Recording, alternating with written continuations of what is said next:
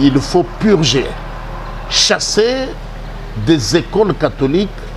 Bana nyonso yo baboti na bango bazali na foi catholique te.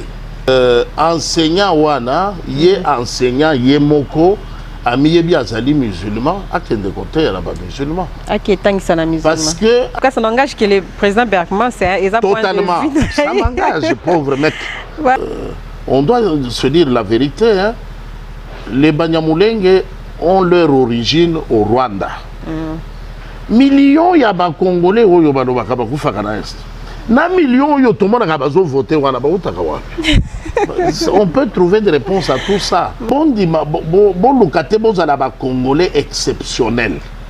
Bon lukate kozala na statut particulier. Mais ceux qui ont un Congolais, tous ont partagé ma privilège, tous ont un nombre au coufier comme il va me bembe na Kigali te. Donc il faut savoir ce que nous voulons. Ta cardinal a Zouaka dans chaque école 30 000 $. 30 000. 30 000 $. Ngai catholique na Zoloba misu polele na tali caméra na tali tata cardinal na yebi eloko wana. Te soko ndimi o yango sala na catholique oyebi ke awa na poni na sala wa ezali pona na zwa baptisme na kula première communion na kula confirmation na sala libala li santo oui soki omoni moyen te koya te. Pas d'enseignants non catholiques na ba école catholique. On a décision ya tata cardinal monseigneur Ambongo auti kokweisa na mikolo meuti koleka alobi soki ozaka na foi catholique te ozana droite ya kotangisa na ba école catholique. Félix Antoine Tshisekedi Tshilombo na Belgique alobi il est humainement épuisable pour na kosala 2 mandats na mboka ya ba pression pe ba stress local la République démocratique du Congo. Tomituni est-ce que alembi na ye pouvoir ou bien azol kakaka a respecter ba accord oyo ba signaki entre parenthèses na Kingakati, voilà. Et puis mboka na biso balobi le Congo restera un et indivisible. Tomituni minembwe et keye pa ba Rwanda to etkal kaka na mboka na biso, voilà.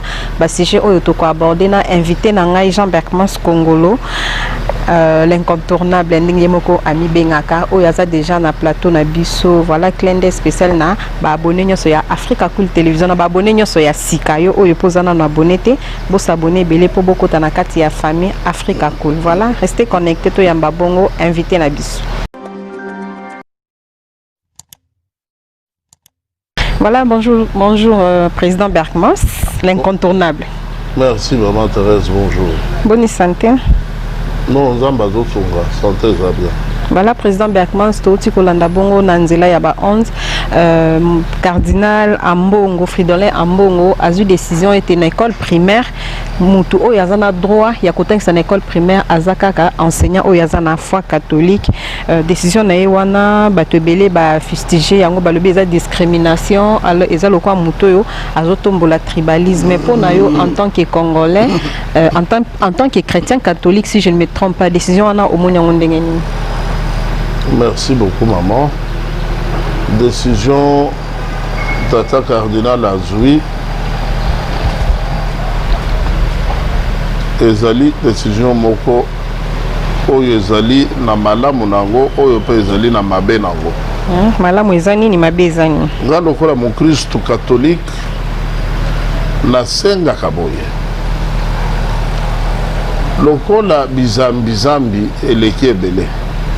Musala na bango kofinga ka église catholique kolobaka mabe ya église catholique po soki moto alingi abanda ligablo na ye eloko ya liboso akoluka bundisa nano église catholique.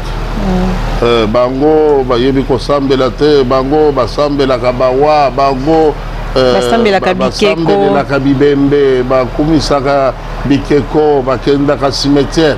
Bilobaloba nyonso wana muto oyo azoloba yango bana na ye batangaka na église na école catholique. Ngana bandelaka nanu wana. Il faut purger, chasser des écoles catholiques. Bana nyonso oyo baboti na bango bazali na foi catholique te. Ensuite ndeko ya kolanda ndenge ezalaki neleko ya kala yo ozali molakisi osalaka na église catholique, il faut bayeba na CVB na bino soko okendaka réunion. Est-ce que oyaka messe na église osalaka mosala nini, opesaka bana malongi, oyembaka, osalaka nini na paroisse na bino, ozali na basi boni, obali mwasi ya mibale otie carrière en danger. Nde église catholique ndenge toyebelaki yango, nde oyo bitumba ngai personnellement nalobaka soki basali ba test d'admission na ba école catholique elekaka na ba sur les ondes na ba radio te, ezali communiqué batindi na ba paroisse, batindi na ba établissement, et suki wana lelo mabe ya eloko wana ya koboya kotosa likanisi yo na bakambi ya mboka awo zoyoka gestion, détournement, corruption, bato yo bazosala biloko wana, plus de 80% bazali bato bauta na église catholique. Mais bauta na église catholique na ndenge nini, baboti na bango bapagano, batiki bana batangi, bakosi atindi mwana ya tata mwasi to ya papa leki lokola ya zali catholique akomisa mwana wana na école, mwana wana akoli abandi koyiba mbongo ya l'État, abandi kosala bisalela mpona kobebisa lokumu ya eklesia. Nesika wana likanisi tata cardinal azwi ya koloba ete mo balakisi na niveau ya primaire bazala na boyambi ya eklesia, kasi wana ndenge alobi ezali yango te, parce que a violé constitution ezonga na lolenge oyo nazolobela nde bongo église eloba oyo yeko bima lelo bato oyo basengeli ba-encadre bango malamu mpo bazala bakambi malamu ya Congo ya lobi, bazala ba bon citoyen, ba bon gestionnaire, bazali kaka oyo ya primaire te, bazali pe oyo ya secondaire, bazali pe oyo ya université. Voilà. Pona nini likanisi wana eya kobima, et puis euti na tata cardinal, tata cardinal omoni ye na mikolo euti koleka makanisi abimisaki na makambo matali politique esepelisaki penza bana mboka te na makanisi oyo ya élection ya ndeko Malonda, batu bazwaki penza distance molayi na tata cardinal. Awa mokonzi ya mboka batu nyonso bayebi ke ye tata cardinal atalaka nzela moko lolenge bongo, amonaka lolenge bongo na tata mokambi ya ekolo te. Tata mokambi wa ekolo alobi bana batanga na primaire bafuta te, tata cardinal aza kofutisa mbongo wana na ndenge ya kobombana. Alors koloba sikoyo molakisi azala kaka catholique yakanisi ete mpo balakisi oyo bazali kuna na école primaire oyo bazali bakatholique te nde bapimisi makanisi wana libanda kete ndenge bokanisi enseignement ezali gratuit wana eza bongo te. Biso kuna na catholique tozalaka bana esengeli bafuta frais wana tokokosa yango na makambo ebele po eleka kutu na ndenge minerval ezalaki po soki mwana apesi te babloke bulletin comme balakisi bayebi ke mbongo wana soki ekoti bazozwa mwa lifuta na bango tika na fongola yo na matali biteyelo. Biso na église catholique tata cardinal azwaka dans chaque école $30,000. 30 000. $30,000.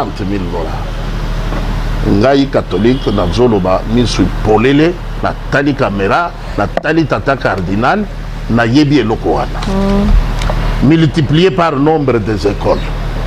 Sala sikoyo moins gratuité na avantage nango omona epai wapi makambo tozali kokende.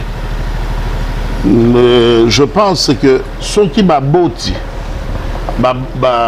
batiki kofuta mbongo oyo tata cardinal afutisaka bana bakotanga malamu, kasi ye moko tata cardinal nde mwa eloko na ye azwaka par chaque école ekokita makasi yango comme moyen ya koyokela babotima wa ezate comme bolingo ya bana ke batanga bakende classe bakoma ba bon citoyen ezate nde yango omoni ba décision mosusu ezokweya euti nango na ba CVBT euti nango na base ya ecclesia te po eglise catholique ezali lokola pyramide base nango ezalaka na CVB na ba commission na ba sous commission na ba groupe oyo fonctionnaka na paroisse likanisi oyo ezali mabe makasi. Est-ce quelque part on met un peu de petit appuyer mais azo violer article la constitution et met un peu ko échapper le bique congolais nyonso aza libre ya ko travailler place azali ça pas déranger était pour na appartenance ni ba déranger était pour na appartenance politique naie ba déranger était pour na appartenance religieuse naie ba déranger était pour na croyance et tout le monde est un peu ko violer article on a la constitution et puis on se demande tant ba enseignant on a rolongola bango ba ki sito ya chômage a aider mboka ou bien abomi susumboka te ne sika wana to sala keba enseignant wana ye enseignant ye moko ami yebi azali musulman akende côté ya ba musulman aketangisa na musulman parce que azali ko na côté ya azali pe ko pesa bana oyo ya azana ngokati na motema soki omoni ozali na enseignant azali muswahili na elobeli na ye ya français ako transmettre bana accent wana ya swahili voilà soki azali muluba na ndenge na ye ya kote ya ako transmettre bana accent wana ya chiluba soki azali mukongo ako transmettre accent ya kikongo soki azali mungala ako transmettre accent wana ezali eloko moko eza kati na ye moyen se détacher nango eza te. Est-ce que alors yo sikoyo oponi ozala kimbangiste ba école kimbangiste ezali oponi ozala protestant ba école protestante ezali oponi ozala musulman ba école musulmane ezali oponi ozala moto ya église de réveil ba école ya ba église de réveil ezali basangisi ba école privée bazokamba bango pe bakomi na coordination na bango alors ozana posate yo oponi kozala musulman koya pona te oya kotia na catholique po banda ko se plaindre que bazo senga ngana kendaka messe te soko ondimi oya kosala na catholique oyebi ke awa na poni na sala wa ezali pona na zwa baptisme na kula première communion na kula confirmation na sala libala lisante oui soki omoni moyen te koya te. Est-ce qu'on peut dire qu'avec l'avenue, la montée à l'église des réveils, religion catholique et se sentait déjà menacée, il y a un tata cardinal a eu des mesures on a pour un peu ko coincé enseignant ou bien pour na ko benda bandimi na kati église catholique te montée ya nino lobi ya l'église des réveils montée mon ya église des réveils exact. Nous sommes en face des misérables, des gens affamés qui ne supportent pas, qui ne comprennent pas que la souffrance peut provenir de Dieu. Et Zali Bandeko, bako saka bango na biloko wana zobenga soki église de sommeil soki nini wana église de réveil soki mayele soki pasi ya mutu ezali démon pasi ya mutu euti na ndeko na ye pasi ya mutu euti na kindoki ya baboti na ye. C'est cette connerie là au lobby montée. Oui, il y a la montée de l'idiotie, de l'imbécilité dans les chefs des charlatans qui ne savent pas gagner la vie autrement que par la sueur des plus pauvres. Il y a des individus qui ont choisi pour métier s'enrichir sur la sueur des minables. Ça veut dire quoi? Un individu à la mouki nambeto na lobi na loti na komi kopumbwa na mataki cheval ya pembe na komi lokola na mapapu nzamba lobi salela ngai lobi na ngo lera ko loba ndenge wana babeteli ye maboko ezali eloko ya ndenge wana nde ezotelema eloko ya ndenge wana nde ezo ya kotelema liboso ya batu alobi rendez-vous avec les miracles nazo tia bino maboko eloko wana. Alors na bato yo batu penza batu bakoyoka biloko wana te bakoyoka yoka ngai ce que je dis mais j'assume bakoyoka biloko wana te parce que au départ mutu wana azala éduqué Ça, c'est une faveur que Biloko Ebele et Zanangote. Alors, Moutouana Zala éduqué à Yebi et l'Okonini Babengi l'amour de l'autre. Alors, avant yo ya côté liboso ya mama, bipupula liboso ya mama, ateka moteki makala liboso ya mama alona kamwa bilanga na ye maraîchère. Ono banaye nyonso wana ozana ngo chelanga ina kitunga oyo. Soki ozongi na ndako nzamba kotondisa. Mais bazolanda exemple ya Yesu. Zela mama, kokata te ozomoko na bango ou bien nini? Koloba na babola ke oyo bozana ngo boya kotiela ngai na kitunga. Mais c'est biblique. Zela na silisa te balandi bazana posa koyoka makanisi nanga. Allez-y. Soki yo ye on se servir de la présence nanga pour yo pe sa communication na yo ke ba ozo déranger ba téléspectateurs. Allez-y, je vous laisse parler. Alors koloba na babola boya na mbongo oyo bozana même il y a transport personne zala na boyambi apesi ye akende kozela ekota na nzambe mais pour la pasteur ya zo kosepela kaka na oyo zo na mabenga na bino omoni ko pango ndenge ezalaka yo ya ne ye mutu ate yo ke nzambe apesaka mbongo mais ye aza na posa mbongo ekote pa nzambe te ye asepeli kaka na oyo ekota na poche na yo yo zela oyo ekute pa nzambe biloko wana olobi monter en puissance. Voilà. En tout cas, ça n'engage que le président Bergman, c'est totalement. Ça m'engage, pauvre mec. Voilà. Président Bergman, c'est tout le monde qui a séjour privé au président Félix Tshisekedi à Salaki Nangambu à Belgique, à s'entretenir qui n'a pas grand frère, n'a journaliste, et tout le monde qui présence, il y a maître Dona, combattant, vraiment il y a tongo, Francis Kalum, Francis Kankonde, Bazalaki wana, président Tshisekedi à lobby, Namboka y a pression de la République démocratique du Congo, et ça passe qu'on s'éterniser dans le pouvoir, Azolo, c'est même difficile qu'on ça la deux mandats. Est-ce que Azo préparé biso déjà qu'il y a 2023 à qu'on se représenter ou bien toujours ça la paix allusion à Maloba ou Joseph Kabila Loba, je ne vous dis pas je ne vous dis pas adieu mais je vous dis à bientôt. Maman, merci pour la motuna. Tout déformé makanisi, tout maloba ya mokonzi ya mboka te. Mokonzi ya mboka ngape na landaki ye. Alobaki boye. Pona mutu azali normal. Oyo alingi atikala en bonne santé. Après mosala ya kokamba mboka ezali pasi kolekisa manda mibale. Et là, comme on a dit, tout déformé. Moutou, parce qu'il y a pression, ils ont cassé, ils ont ébélé, parfois, tant il y a qu'on a les athées, horaires, ils ont perturbé, Badinga Badamuki Ndeyo Lali, à cause, il y a des devoirs, il y a Kosale et la Mboka. Alors, Kosale et l'Okwana, pendant 10 ans, aux Alika Kadaner solide, pour Okobali Soussou, Batuya Bongo, bazali penda te payer amoniete azali moko ya baye soka saneli mboka boye pendant 10 ans lelo amoni ekosenga ye apema ye moto alobi bongo oyo alobi ezanani ezali chef de l'État, président de la République, garant de la nation, démocrate. Démocrate, ça veut dire moto ayokaka et l'okonini population bazali koloba bazali conseil. Que demandent les peuples? Ah, que demande le peuple? Son Excellence, Monsieur le Président de la République, azali kosala ba mandat na ye oyo ya liboso Covid pe silina noté pour to banda ko compter que mandat ils ont courir ezali suspendu depuis le mois de mars.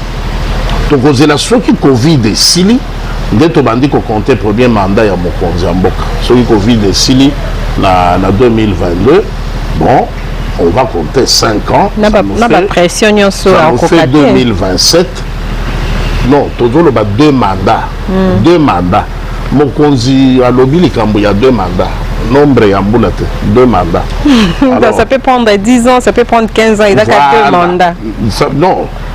Covid il y a 15 ans. Eh bien, après 15 ans, on compte les mandats du chef de l'État. Alors, le chef de l'État. L'année déjà, on a pour. Non, mon conjazo lela te. Mon conjala ici parce que bolingo ya mboka. Et puis biloko bozomona pour la première fois, moi na mboka zokamba mboka daye. Ça c'est la première fois, non? Alors comme moi na mboka zokamba mboka daye, asengeli ko sala oyo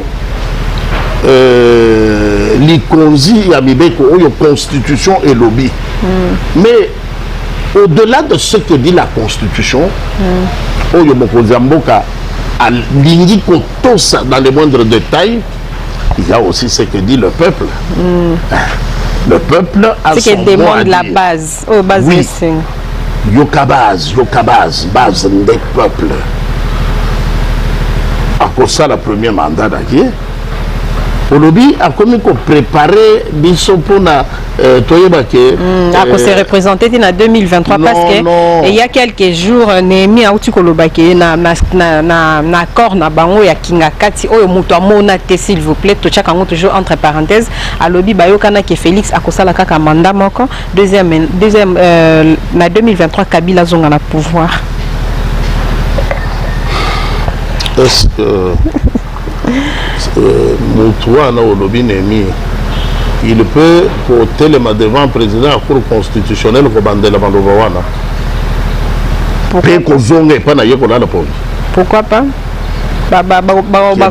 le côté nanzela na ya un esprit à polémique dans un esprit à Koloba mokonzi alingi total la direction moko tout ça là c'est qu'on peut pour la kimia ezala. Mais quand les immoraux se lèvent, attention, là on risque de garnir les mains. C'est compliqué. Mokonzi Namalobaya Lobby, deux leçons sont à retenir. Voilà. Bino, ma collègue Naye, Bozali Kokamba Bamboka, en Afrique. Bomitou na Bosali combien de mandats? Celui qui a parlé, c'est un chef d'État. Voilà. Les premiers à l'écouter sont d'abord ses collègues chefs d'État. Hawaya Lobby, pour un homme normal. Normal. Donc, quand le chef de l'État parle, il faut faire très attention. Yo Mutoyo, au Télémaki pour la République démocratique du Congo, pour va publier les résultats. Pour publier dans nos têtes, au sali combien de mandats. Bah, interprète, boye, ça va président Nabino Mutuna Nangai. Au sali combien de mandats à Mboka Nayo. Président Nabiso à Lobi Boye. Pour la batou, normaux, le colaye, le cola béton. Parce que si tu n'es pas comme lui, bon, non, ceux qui sont normaux, comme lui, ne peuvent pas excéder 2 mandats. Non seulement c'est l'appréciation d'un démocrate qui coïncide heureusement avec les prescrits de la Constitution, mais c'est un message aussi aux autres chefs d'État. Chers collègues, vous êtes déjà à votre 2e mandat, commencez à plier bagage. Chers collègues, vous avez l'intention de modifier la Constitution pour briguer un 3e mandat. Regardez comment nous n'avons pas à confondre Kabatou. Le long de la Côte d'Ivoire, Batoupé le coup là, Sarkozy, a Salima Bébélé en un temps recours et puis à Fandi Kakaboye. C'est sous Sarkozy que Saddam est mort, que Kadhafi est mort, qu'il y a eu du désordre en Côte d'Ivoire. Maintenant, Fandi a dit qu'il y a une conférence, Bafoutaye. Aujourd'hui, ce n'est plus Laurent Gbagbo, comme de discours de la Côte d'Ivoire. Moutouaya qui comme donneur de leçons, il y a la démocratie. Il y a commis Makolo Kilo pour Nakolongo. Alors, vous avez, à goûter miel. Vous avez en République démocratique du Congo un chef d'État qui vous dit ce qui Moutouazo Kondambo Galavino Azali normal. A kosuka na mandat ya mibale. Peuple pe ya Côte d'Ivoire ba beti maboko. Ba sepele suka kabongo. Biso wandena no to se prononcer te. To zozela. To mona nano ndenge nini mokonzi na biso ko sini sa 2e mandat. To kota la santé na ye ezandenge nini. Ba action na terrain ezandenge nini. Nde biso peuple to koloba iyo tondimi mokonzi pema. Ou bien quand le bateau chavire, on prend le capitaine en otage. Au côté d'Abisso Boyete. Oumela. Voilà. Voilà, président Berkman, c'est tout ce qu'on a dossier au état Likambo la minembwe, ba circonstances oyo commune wana est créé mais ba circonstances oyo baki ko installer les bourgmestres wana lokwa baki ko installer chef de l'état en tout cas ezo lobisa penza makasi avant d'entrer na ba sujet mususu pona yo minembwe en tant que commune décision wana au mona ngondengeni. Ils a bientôt mabé. Merci maman. Décision ezali mabete. Décision en soi ezali mabete. Pourquoi? Kasi pour ndenge mibeko elobi agglomération était nignon soyo bana mboka bakomi 20 000 to baleki bakoki kosala yango kopesa yango statut ya commune. Wana mabe eza te. Kasi bandeko yo bandeko na biso Banyamulenge parce que il s'agit essentiellement ya bango et puis bino bandeko na ngai soki nazo pesa point de bino mona kaka nazo serrer bino nazo attaquer, ce n'est pas ça. Ce n'est pas dans l'idée de vous attaquer mais de dire la vérité. Voilà. La vérité est que bandeko Banyamulenge nde bazalaki mingi na besoin ya etukawana au moni on doit se dire la vérité hein? Les Banyamulenge ont leur origine au Rwanda mais ils ont émigré en République démocratique du Congo depuis plus de 50 ans. Mokonzi Yamboka Salobi, ce sont des compatriotes. Ce sont nos frères. La conséquence de cela, c'est que la guerre doit cesser à l'Est. Les rébellions doivent s'arrêter.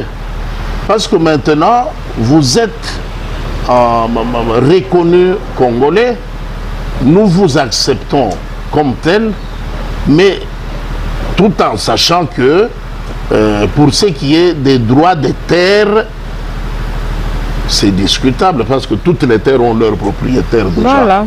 Vous venez d'arriver, vous êtes accueillis, vous êtes reconnus. N'essayez pas de remplacer les propriétaires des terres. Wana eloko ya liboso. Eloko ya mibale, bon lukate bozala ba Congolais exceptionnel. Bon lukate kozala na statut particulier. Eloko ya motuya bozali koluka ezali droit d'être congolais. Ce droit vous l'avez, il vous est reconnu. Il est officiel. Mais koloba ngai naza victime balingi ngai te kona za la sécurité na kufa kaka ministre ya décentralisation keba. Là on n'est pas d'accord. Là on n'est pas d'accord, ça ne marche pas. Non. Tu dois être congolais comme tout le monde. Voilà. On va reconnaître le droit à qui congolais. Ton dimio na nationalité. Vous allez na nationalité, vous allez sera kovanda bandimio sala. Na ba haute fonction ya l'État. Ngai na kozala général, mais kaka na est t. Stop. Tu quittes l'est, tu vas être général, tu vas commander le territoire de Chili. Voilà. Parce que tu es congolais, tu es chez toi à Chili. Voilà. Si tu peux être toi chez toi au Congo, seulement à Minembwe, la question reste sur la table. Voilà, les Kamboya Minembwe, je vous dis, décision comme telle, eza mabete.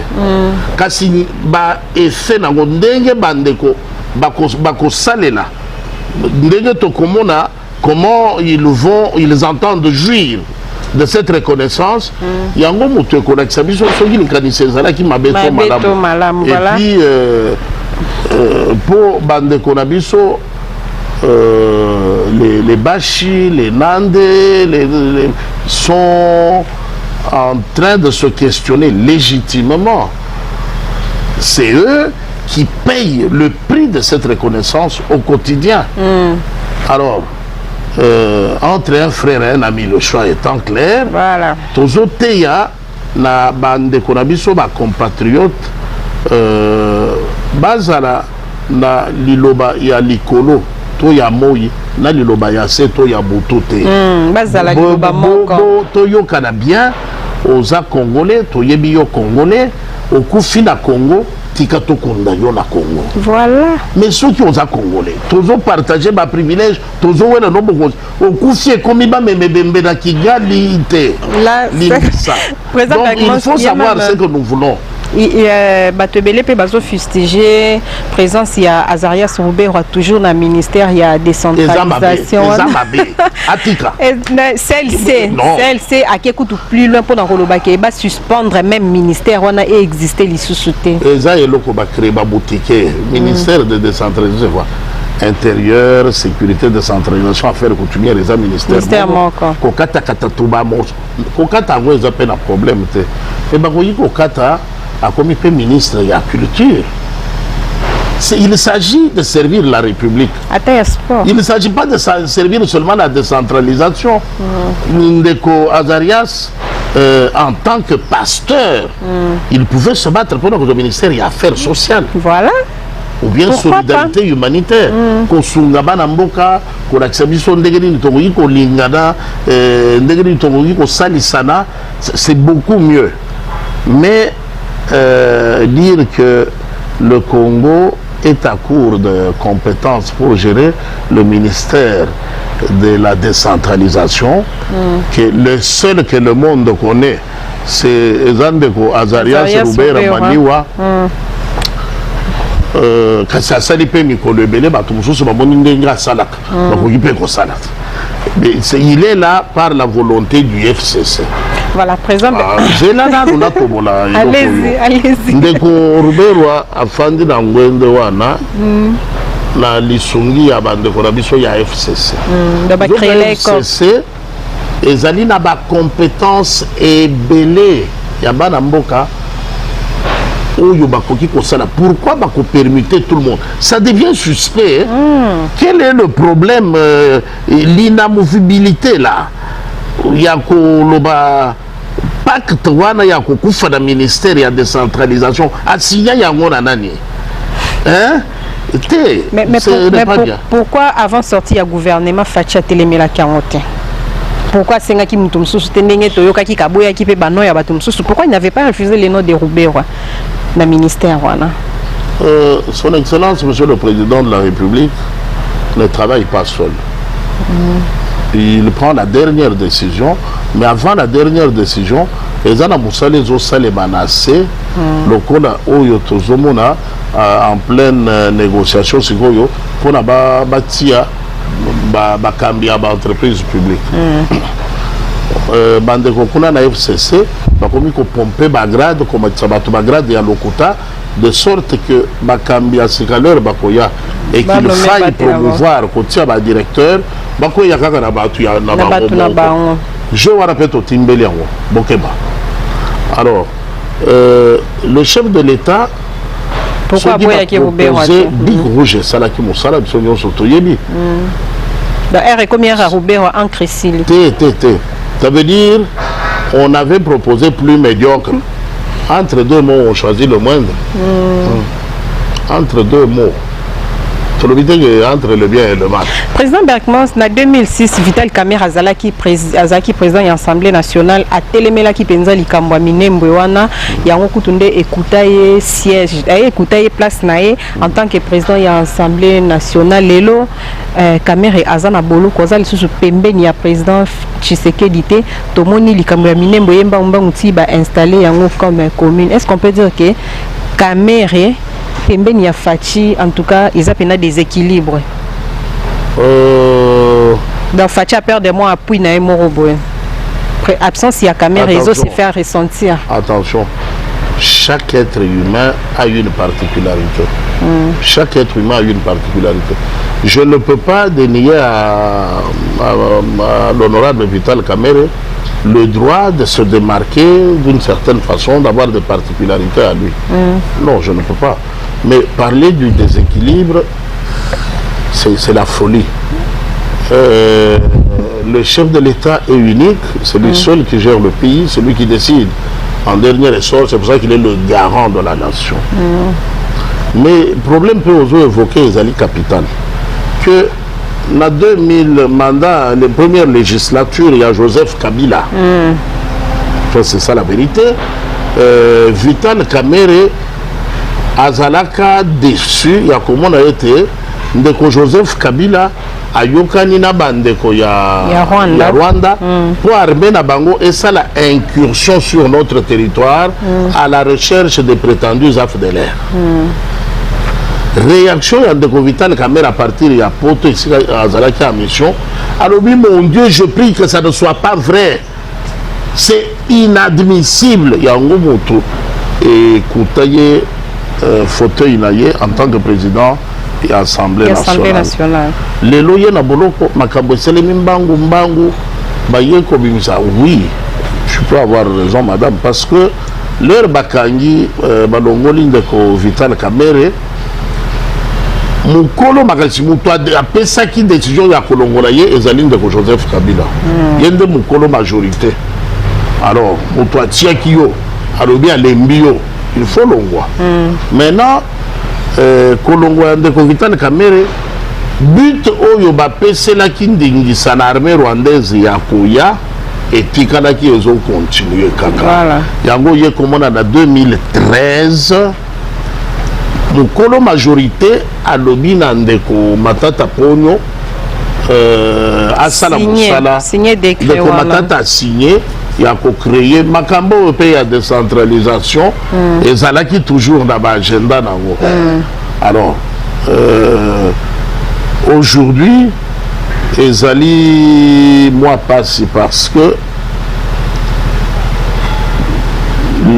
démarche babandaki yango na 2013 basukisaki yango bapublier baentité décentralisée tomoni une forte mutation il y a population parce que ça nous permet aussi de savoir un peu millions ya ba congolais oyo balobaka bakufaka na est na millions oyo tomonaka bazo voter wana bautaka wapi. On peut trouver des réponses à tout ça à partir ya statut ya sika ya Minembwe. Bande konabiso ya Minembwe ils sont à peu près 20 000. Yango basali yango une commune. Bon, tu as déjà que kuna baza 20 000. 20 000 wana bampaka bazali bana yamike bazali oyo bazo kufa bazali oyo bazo bota bazali basala 20 000 bulletins courante de vote. Au moins c'est un début de réponse. Na mituna bana mboka ba mitunaka ndenge nini na est souvent une année et demie avant l'élection population est comme à fois 40. Aux aïe komona batu ebele bazo négliger ko ça la campagne à travers la République bazo we la kaka est. Alors ba chiffre ebele oyo ba pesa biso na ba élection misusu ezayi ko pesa o mboka na nini mboka voter partout. Malembankulu 200 habitants 200 votants bon je peux voter qu'un candidat moko moto akufite kuna minera azalaka te vieillard azalaka te moto peta azaki empêché moto aza na prison kuna te moto kuna batu nyonso batelemi liboso ya bureau de vote bazozela. Donc c'est pratique ridicule. Donc la question ya Minembwe et résoudre des problèmes vraiment et là comment on sunga biso pour comprendre qu'est-ce qui s'est toujours passé exactement à la veille de l'élection présidentielle. Voilà. Aussi le problème c'est que il y a des matières pour lesquelles on ne peut pas tricher. Gonfler les urnes pour dire l'Est biso na Congo 85 millions. Est il y a voté moto sur les 60 millions de votants. Est 47%. Alors que balobaki bakasayende babota ke belé. Voilà. Biso Kasai, biso Grand Kasai ndeto zali majorité. L'air bakoko na bango babanda ko banga polygamie. Biso bakoko na biso bazalaki assumer. Alors c'est comme ça que biso bakolomboka. Biso batundamba tia penda na kati ya mboka pour protéger la race sacrée. Tout ça makila avec des pays frontaliers tout ça est un peu exceptionnel. C'est comme ça que batu ebele bazo banga biso po bayebike Bisonde bakolo Congo. Moutouano retourne à 50-50. Papa centrafricain, maman 50-50. Maman zambienne.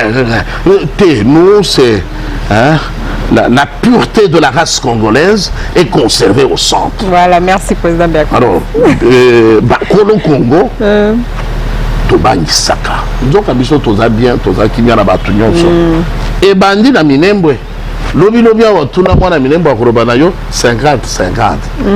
Très bien. Mais tu ne trouveras pas ça dans le Grand Kasaï. La race sacrée par Dieu pour protéger le Congo.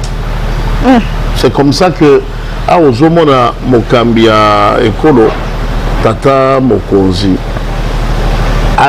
azondi bakola la libanda pour le Kambu ya Congo. Lelo za na sake. Alonge goma comme na sake. Moyen apema ezate kasi mboka na ye mukolo mboka azokamba mboka na ye. Mwana mboka azokamba mboka na ye. Voilà, merci beaucoup président Bergman. Merci beaucoup maman Thérèse, oui. Moi lilo basuka poto kabwana.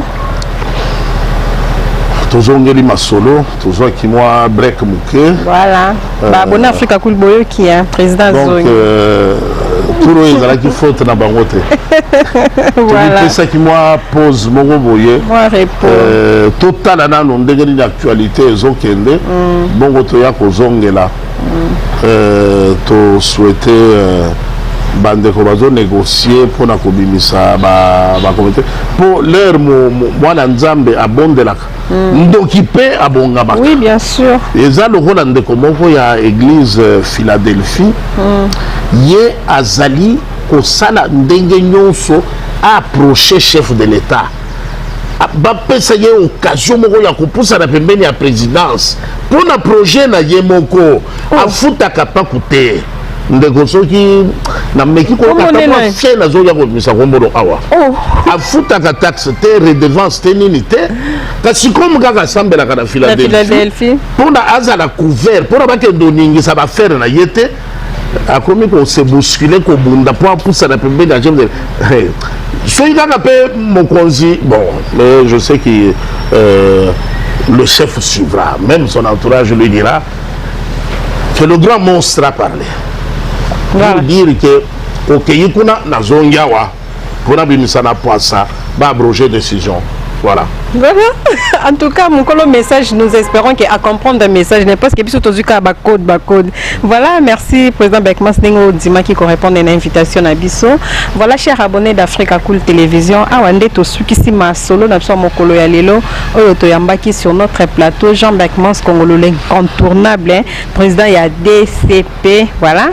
Oyo bazo soutenir vraiment ba action ya chef de l'état botika la connecter na ba programme na biso bo continuer vraiment ko s'abonner et belé bo continuer ko aimer pe ko partager ba vidéo na biso ezo sala biso kitoko makasi na ba abonner à Sikato souhaiter nous vraiment ba les bienvenus na ba abonner à Kalande si ba mama Milinze ba mama musique na kati ya Londres ba mi de Dieu la mama de Troy na kati ya Pretoria bango penza en tout cas fidélité na ba en Africa Cool eza soso ya ko démontrer le pasteur douanier Sam Kango na kati ya Matadi papa Raoul Kilita le père adoptif. Voilà, restez connectés dans le programme Nabiso, Tokutani na mikolo mizali koya na masolo ya sika. Bye bye.